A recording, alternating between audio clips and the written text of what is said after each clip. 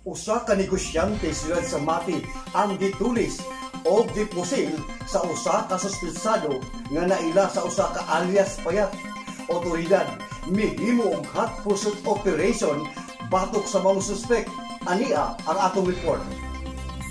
Nasayran sa atong mga otoridad ni adtong September 17, 2023 sa mga bandang alas 8:10 ang takna sa gabi sa dihang nahitabo ang pagtuli sa mga biktima sa may Purok Mabini, Barangay Matiaw ning siyudad sa Mati.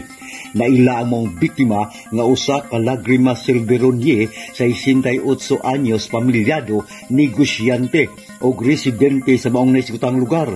Sa inisyal nga investigasyon sa kwerpo sa kapulisan dinhi siyudad sa Mati, kabahin sa maong panghitabo nga nianang alas 8:10 ang takna sa gabi ang biktima. Sakay kini sa maong bao-bao nga tricycle nga mopadulong kini sa iyang pinuy-anan sa may Purok Mabini, Barangay Matiaw ning siyudad sa Mati. Ug sa iyang paghiabot sa mga biktima sa ilang pinuy-anan sa kalit, adunay usa ka lalaki nga miduol o misugat kini nga mibunlot kini sa iyahang shoulder bag nga naka-jacket kini og itom og naila ang maong suspetsado sa usa ka alias payat nga mibira kini sa maong shoulder bag sa maong biktima nga sumala pa adunay sulod kini nga salaping cash nga mibalor kini og 300,000 pesos.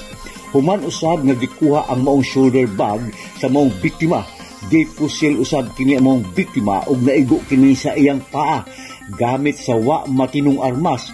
Napahidangat hilayon ang mga biktima sa Davao Oriental Provincial Medical Center. Dayon ang maong suspitsado misibat kini sa wa matinong direksyon sakay sa maong motorsiklo ug sa karon padayon mihimo og hot pursuit operation ang atong mga otoridad siyudad sa Mati kalabot sa maong panghitabong insidente.